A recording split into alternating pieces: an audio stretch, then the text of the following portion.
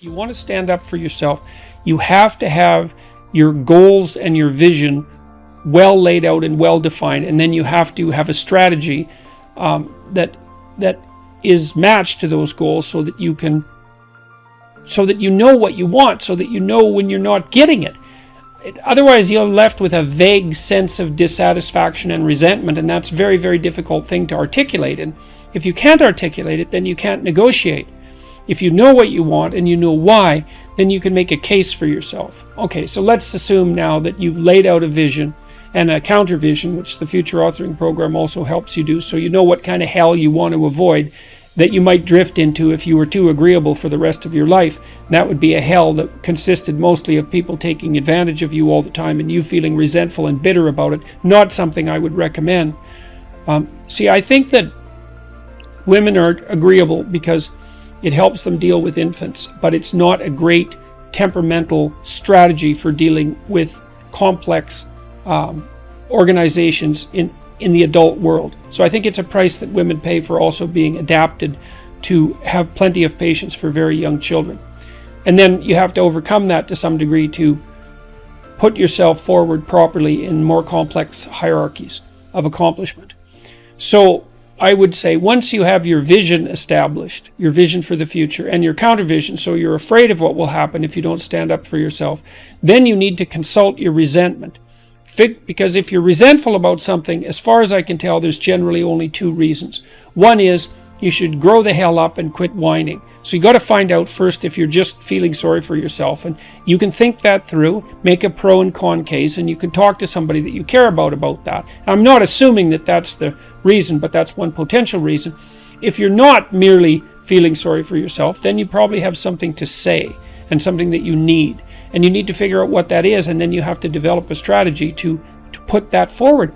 I've seen lots of people in my personal life and in my private practice not get what they want because, well, A, they don't specify it, and B, they don't ask for it. And if you're negotiating, say, for a raise or for a promotion and so forth, you have to put yourself forward. You need to tell the person you're working for why you should be treated with more consideration or respect, or have more resources devoted to you, or more authority shifted to you.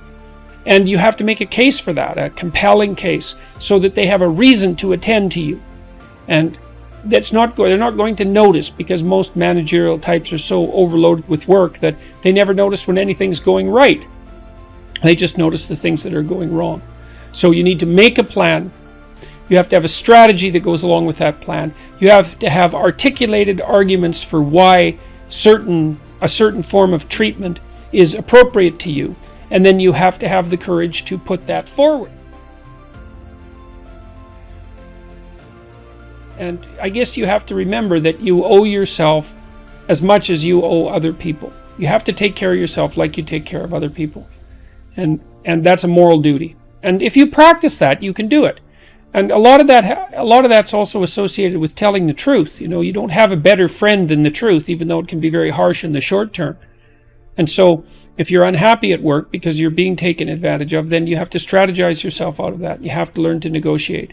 And a lot of that also means that you have to overcome your hesitancy to engage in conflict. And you got to think about it this way. Negotiation and conflict are somewhat indistinguishable. And it's easy moment to moment to avoid negotiation and conflict, but you pay a terrible price for it in the medium to long term. It's better to face the conflict forthrightly in the present and make peace for the medium to long term. And there's courage in that. So that's the other thing I would say is gird up your loins and allow yourself to act courageously and truthfully. One of the things you deal with very commonly if you're a clinical psychologist, apart from depression and anxiety, is, well, behavior therapists offer assertiveness training. And now, the people who need assertiveness training are often people who are too agreeable, compassionate, polite by temperament.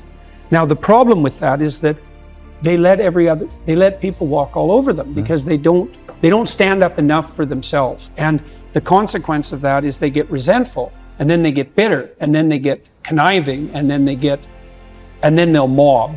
And so, because they're not They'll do anything for everyone else, but they push themselves beyond their limits, and then they won't even recognize the limits because they feel, well, if I'm not doing everything for you, then I'm not a good person. It's like, no, a good person does a little for you. Like if I'm acting properly with you, say in this conversation, there's something in it for you, and there's something in it for me, right? And we want that to be reciprocal. And so the cost of me bending too far in your direction is that I'll become bitter and resentful and conniving. And resentment is an unbelievably toxic state of being. It starts out with the admission that life is brutally difficult and sometimes unbearably brutally difficult. And you can see the progressives playing with that notion. It's warped into this sense of victimization, but it does reflect some understanding of the underlying tragic reality of life. And so it's good to get that right out on the table to begin with. Say, well, you're miserable, you have your reasons, and they might be deep reasons. But if you let the misery demoralize you and make you bitter and cynical and cowardly and make you withdraw, then first of all, that's a failure in the highest sense on your part, and all it's going to do is make everything worse.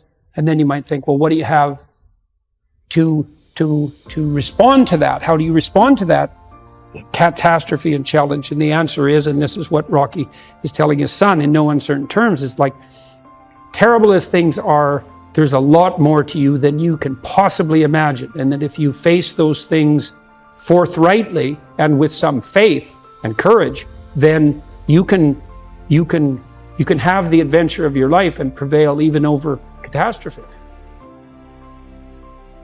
One of the advantages to having the computational power we have is that everything is at your fingertips.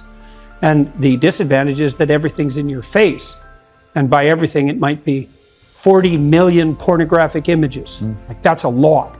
Or an endless array of tragic scenarios. And really endless. And so that's a problem. And the fundamental problem is, how do you handle the fire hose of information? And no one really knows the answer to that.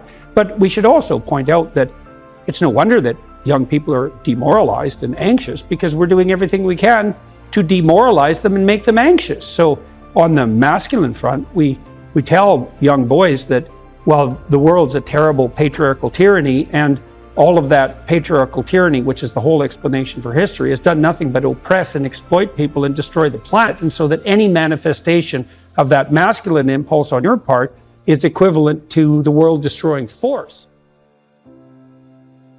I hope to encourage people. Other than that, I want to see what happens. I want to say what I believe to be true as clearly and carefully as I possibly can, and I want to see what happens as a consequence. And what people don't understand about that, in some sense, is your happiness. The purpose of your life is not going to be happiness. Sometimes it is. Sometimes that will come. But there will be difficult periods in your life, and happiness won't suffice then. But what you can have in your life is an adventure. You can have an adventure. And the truth is the best adventure. There's no doubt about that. And there's a couple of reasons for that. One is, you don't know what's going to happen if you say what you think. Now, I don't mean incautiously, and I don't mean provocatively or any more than necessary. You don't know what's going to happen. So that's very adventurous. But also, if it's you and your voice, then it's your adventure. And if it isn't, like if you're crafting your speech or manipulating in any way, or parroting or abiding by the dictates of the crowd, then I don't know whose adventure you're having, but it's not yours.